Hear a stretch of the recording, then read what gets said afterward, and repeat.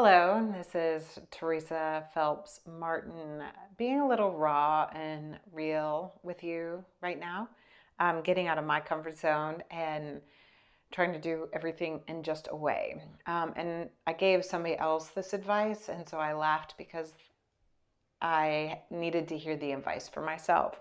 So I am going to share with you some insights that helps me connect my soulful side with my real side of life.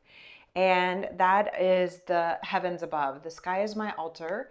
The planets have spoken to me since I was very young. And one of the gifts of 2020 has been the death of my livelihood, my career.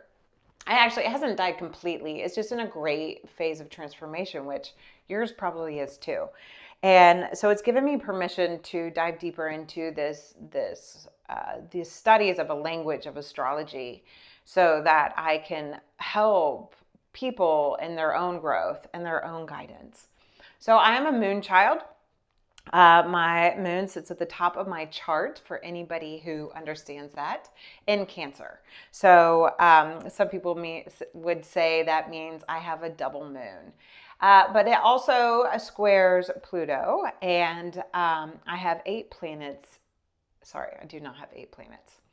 I I have 4 planets in the eighth house. So what that means is that depth is really important to me.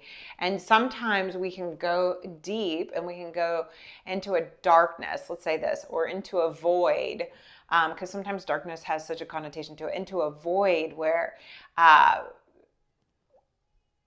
we don't necessarily have the clarity of what's coming forward or where we're supposed to go and what to lean into. So I've taught yoga for a really long time. I have studied meditation. I went to grad school for counseling. I'm a certified transformational coach. So that hunger, I'm also a Gemini sun, so eternal student right there. Loves to learn, highly curious. And I'm also curious about the dark. And the moon right now, there's this energy that's here for us. And there's been just some stories that people have told me, just the weight has been almost unbearable. Or if you don't understand the power and the potency of your emotions, they can really feel like you're losing control or you're losing your mind. And chances are, if you're watching this, then you like to be in control. You like to have authority in your life. Well, your emotions are actually the insight to having authority. And having authority in your life means we have to also be willing to acknowledge we have fears, to be humble enough to realize that we're perfectly imperfect, to honor Brene Brown, that there's a subtlety to our offering and willing to do the necessary work to grow. Now, we don't always know how to do that. And so what we want is to connect to our intuition. So I'm going to be completely transparent. This is coming to me because the sun has been in Scorpio. It's in Scorpio and will continue to be in Scorpio till November 23rd. And 2020. And in that energy, it is the only planet right now that's in Scorpio at the moment. And I'm sharing with you some insights of the Taurus full moon that will happen at 9 degrees Taurus, which not exactly, but we round up, okay, just because of the timing. The other planet that is there is Uranus, and this is a planet of rebellion and revolution and breakthrough, but it's in an energy that's earth. And earth energy is about the material world. It's about grounding. It's about connecting to values and resources. Specifically, Taurus, it is fixed, it is strong, it doesn't like to move much, right? However, when you get that energy going, a lot will happen. Okay, so what that means is that there's this the moon brings a subtlety, but when it's full, because the moon is reflective, it's going to be pretty profound of this reflection. So I've only shared with you two planets, the sun and Scorpio, and which is about, which I've totally left out, haven't I? The depth, the darkness, is what I was talking about in the beginning. The not just the sting and intensity, but that any, if you can reflect for a moment in any kind of breaking through moment you've had in your life, it probably stung, it probably hurt, but continue to reflect on your resilient nature and how it carries you to the other side, to where you are now, and to that profound insight, if you're willing to open your heart, that came through. So in that space, we have these two energies that are opposing each other. So I appreciate the many astrologers that I have filled my consciousness with. I have been uh, tiptoeing in astrology since I can remember. My first teacher, Shiva Ray, asked us to practice in our own personal practices and aligned with the moon and the energy. Really, for her, it was the rasas. And I've gone further with that practice and aligning with the moon so that our practices are with the the elemental energy, the just emotion, like emotional keeps coming through to me, which is why I'm showing up here and being a little vulnerable and a little unscripted and unedited. So bringing these energies together, when we can work with them, that moon is in earth and the sun is in water, and those energies complement each other. They're really about going inward. And what the full moon does, if you just think about any night that you've ever been outside and you can see through the dark forest, you can see how to navigate when, if the moon was new sitting with the sun, it would be completely dark, like really, really dark. So sometimes that full moon illuminates things so much, and the moon regulates our emotions, that it can be really, really intense. And now we have this energy of Taurus, which is really about, energy of Taurus, which the moon, and because Taurus and Scorpio sit apart from each other. Taurus is in the second house, and Scorpio is in the eighth house. Okay, so they oppose each other. So one is the individual energy, and then the other one is shared resources. So I think we can all clearly state that that's the energy that we're in right now as a collective on our planet. Is how are we taking care of ourselves individually, and how are we sharing the resources to move past this really groundbreaking time as a planet. Okay, so understanding those, that we have water and earth, which is about going inward. There's another layer that there's like so many more layers I'm going to add, but there's another layer that we can add, which is the lunar gestation, which I can't say her name, but she does. Oh, her book is right over there. I will put in the comments what her name is so you can look into it. But it's about these cycles of the moon, and it really has to do with eclipses, and we're going to move into eclipse season very soon. That this full moon in Taurus initiated with the new moon in Taurus around May 4th, 2018, at a similar time that Uranus moved into Taurus. So Uranus is the kind of, it's a transpersonal planet. It's far away. It was discovered during the American and French Revolution. It was discovered at a similar time of Ben Franklin discovering electricity. And I think all of us earthlings, not even needing to know astrology, know that with the discovery of electricity, everything changed.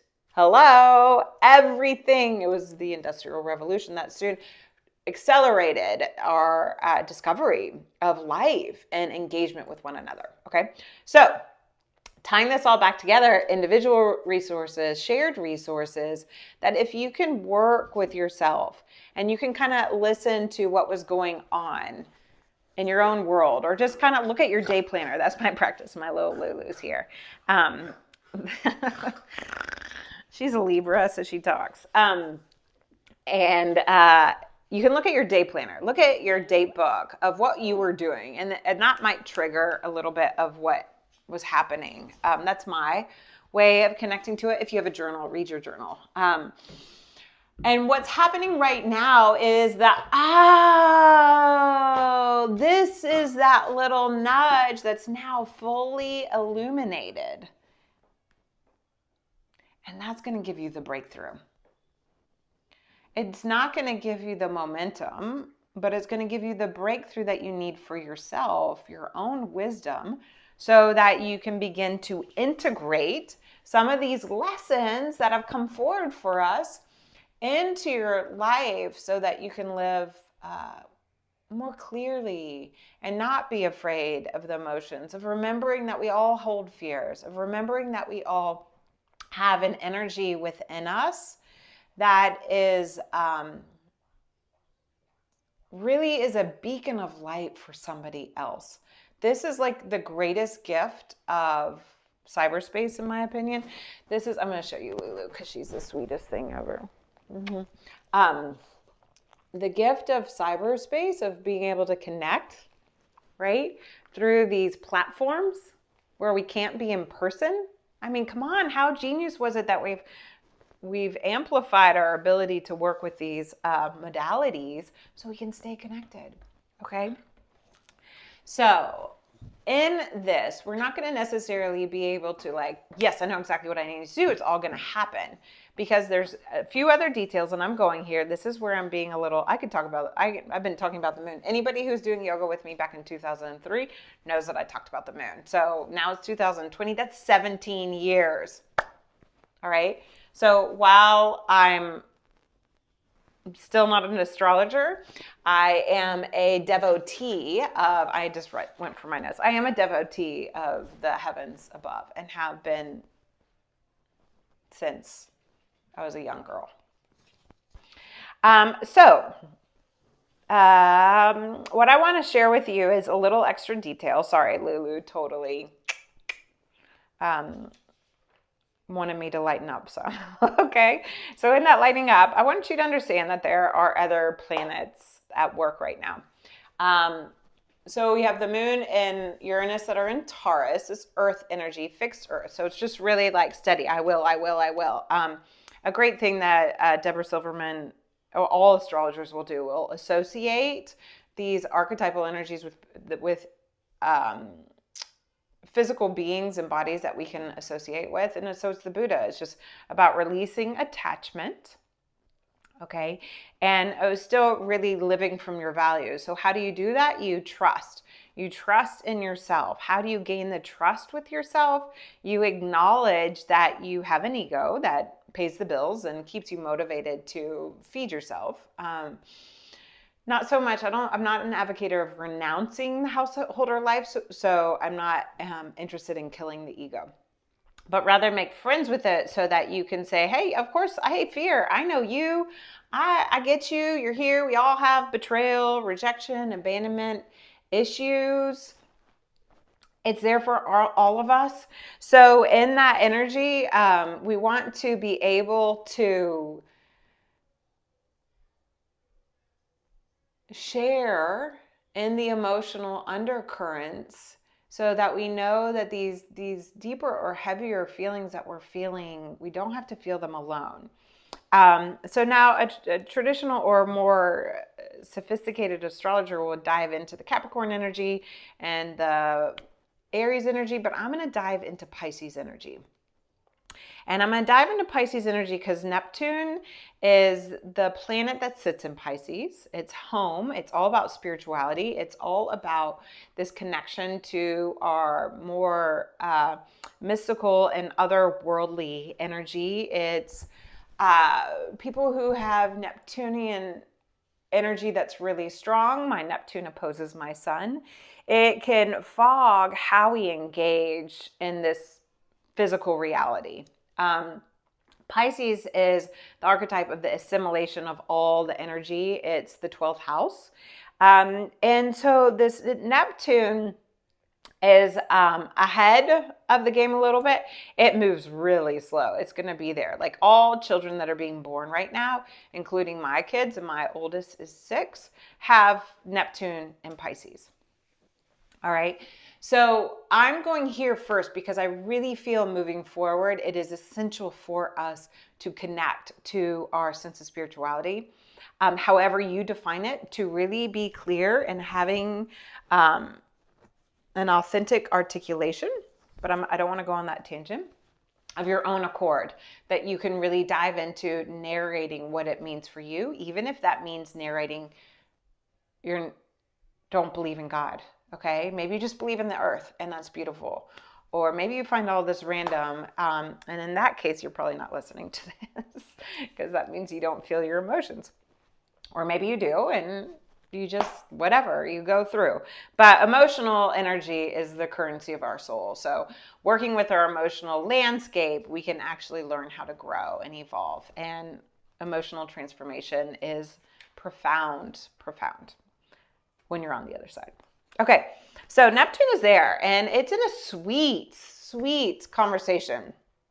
Imagine like all these characters are in a room and at the party of the full moon, and what the dialogue is happening is that Uranus is kind of like loud and electric and rebellious and does it its own way. And is revolutionary, outside of the box. Outside the box. It's like the higher octave of your intellect. It's just a little bit further.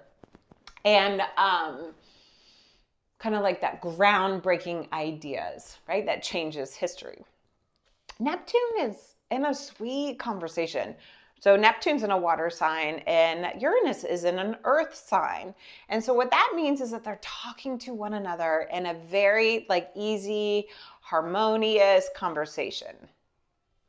Okay. And just FYI, Jupiter's ready to get there, and we'll get there first. Based on the party that's been happening in the other earth sign of Capricorn. And in that has been the party of COVID, or the Capricorn clustered, or the alignment of 3 planets, the social regulators of the social regulators of Saturn and Jupiter, contraction and limitations, which is Saturn, right? Think about it, has rings around it. It's confined. And for the longest time, they thought that was the end, right? It's the last planet we can see with the visible eye. And so for a long time, traditionally, astrologers thought that was the end. There was no more. So you went through the gates of Saturn to come to Earth. Thank you, Rick Levine, for your beautiful offering and helping me understand this. The teachers, Saturn's the teachers, right? The like really the hard lessons of life. Hanging out, it's also structure. Hanging out with Jupiter, the jovial, opportunistic, like how we like to have fun. And notice how like we like to have fun has been contracted. So moving on, Pluto, the power of transformation, it's this some people call it a planet, some people don't, it wasn't founded until the 1930s. So our understanding of it is still new. One of the children's books that my kids have considers Pluto the family pet. And think about how much power our family pets have on our life. Like I'm still grieving the loss of 2 of our my sweet companions of most of my adult life, all of my married life. So, in that we have Pluto, that is the planet that moves the slowest, right? It takes the longest time to orient, but it's the planet of transformation, and it's ruled by Scorpio. Okay, so if that energy, Scorpio energy, is sitting in Capricorn energy, it's going to hang out in Capricorn for another couple of years to finish out the big energy that happened with the structural demise of our world as we've known it. Okay, I know, kind of heavy. This is why I'm doing this, and I'm going to try to wrap it up. All right. Now, just so you know, I've left out some of the personal planets. I moved from big picture into, I moved from the luminaries, okay, sun and the moon, that illuminate our life, to the transpersonal, to the regulators, now to the personal planets, because this is how it's going to impact you. And all of this is offered with the hope that you can just use this as an awareness point to kind of pull out of the objective details of your life and feel into the subjective reality and what you know deep inside and your unconscious, and release it a little bit so you can have the breakthrough to be a front leader in your life. I know that sounds so cliche on some level, but those are the words that came to me.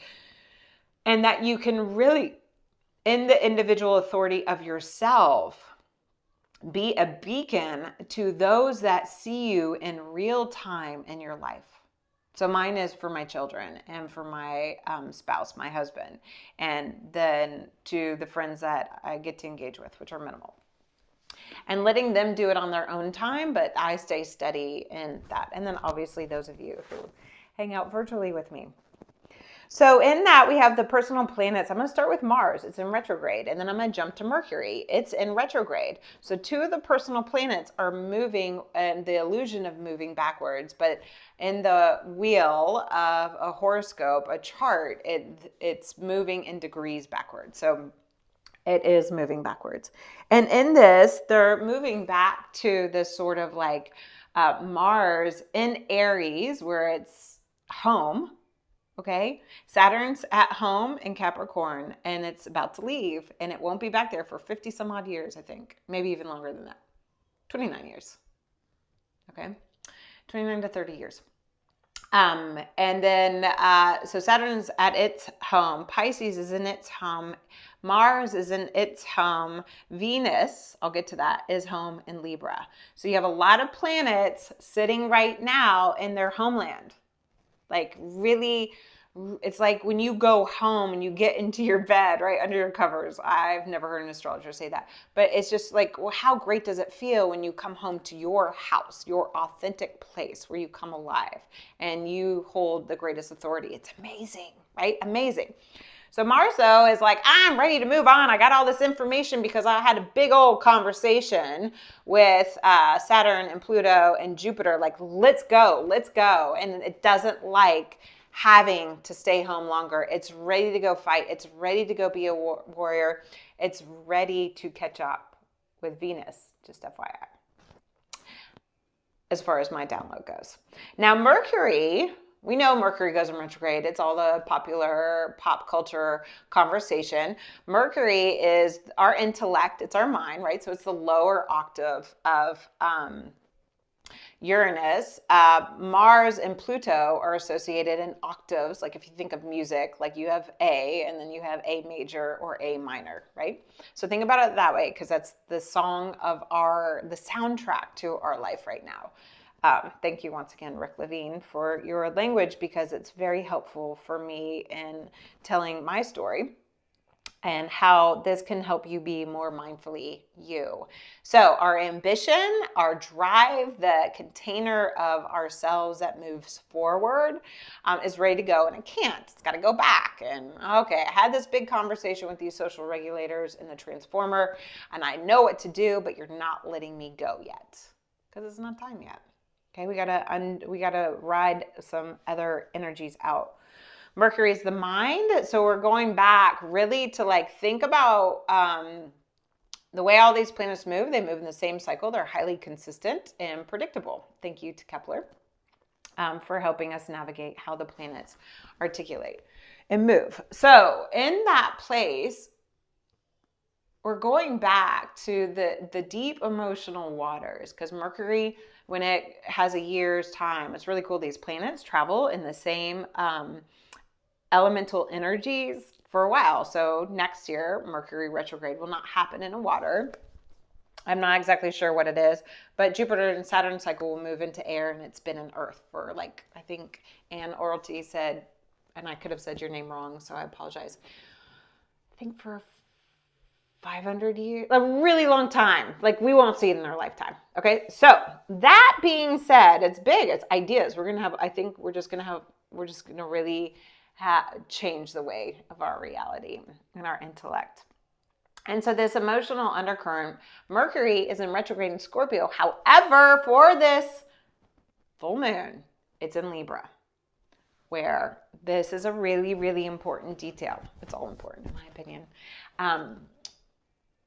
Mercury is our mind, and it's going from the place of deep emotional transformation and like rising from the ashes, being able to have the wherewithal to use our intuition to passionately bring the powerful offering of our light forward.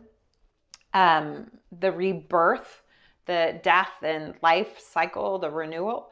It's the Libra, on the other hand, is like, okay, well, we have this way of relating and we have this way of relating. How can we work so that the dance can be peaceful and harmonious? I'm not a big fan of balance because balance is almost inaccessible, but balance, it's usually what we say. It's like, how do you have balance? Okay, we can say, how can you live in a healthy relationship?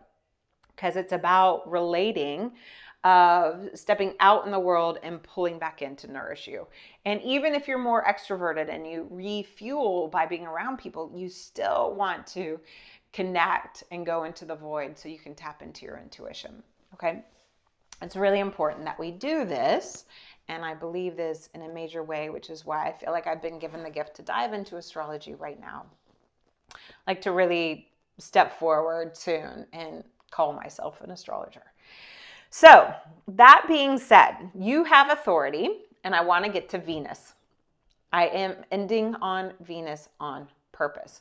So Mercury, our mind, is gone back into the, okay, how do I balance out? Now you might feel like you're needing to be really, really logical, which is great. But remember, Mars is in Aries going backwards. It will move forward mid-November. A lot of momentum will begin mid-November. That will feel fast if it doesn't already feel fast to what we've been dealing with this year. So know yourself and know your values and write them down and have that list with you and know how you're dancing with them. Okay, Libra is a masculine sign. It's air element. It's initiator though. We have a lot of initiator energy. Mars is in Aries. It's a cardinal sign. It's initiator. We have Jupiter, Saturn, and Pluto in Capricorn, initiator energy. And we have Mercury and Venus in Libra, initiatory energy. Now, what that means is that they're all in tension with one another.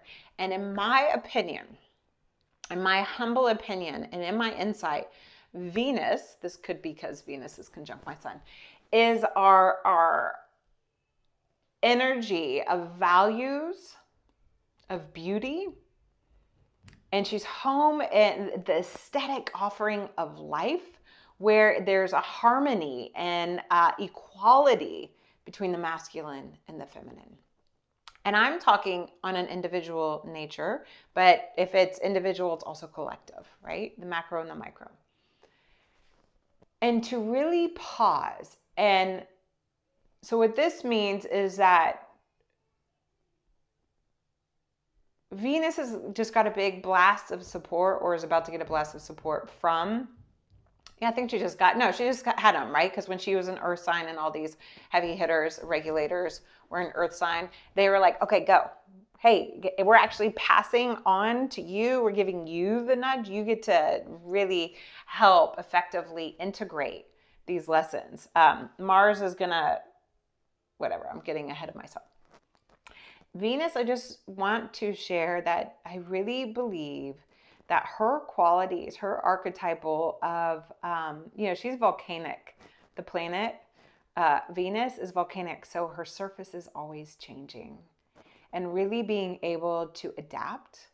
And in that adaptability to be reflective and responsive and compassionate. And bring that beauty of your own light forward. And in that, I'm going to pause there. I'm going to wrap it up here. That coming back to the moon right? You kind of have these benevolent planets of Venus, Jupiter, and Neptune. They offer like the sweet nudges. I mean, like if you thought about all these characters at a party, then Venus is the one who's hosting the party. It is beautiful. Everything is just right. She makes everybody feel so welcomed and appreciated. She allows people the room to be who they need to be. It's just, she brings the light. She brings the light. I can't say it any differently than that. And tuning into this energy, because she's going to finish out. Okay, Mars and Mercury are going backwards right now, so they're kind of sweeping up some of the stuff they had to deal with. They're going to move forward again, and Mercury moves really fast, right? The second one after the moon of how fast it circles around the sun. The moon circles with us on Earth. So coming back to the moon, we have this subtle energy of this path of how to break through into a new reality where we can allow more harmony between the differences, where we can get to the place of, it's a bit revolutionary, that there can be room, not so much hierarchy, but diplomacy. And that's what Libra is about. It is the diplomat. I am a Libra rising. So that in that diplomacy, that we can engage in valuing differences. And we can engage in rebuilding our new reality of respecting that everybody has strengths. It's in their wheelhouse. Wonder where that came from. And that when it's in your wheelhouse, you can bring those gifts forward, but recognize that others have gifts as well, rather than attacking and being defensive. So in this blue moon that we are being graced with, it doesn't happen very often. And the conversation in the heavens above won't happen in this arrangement again.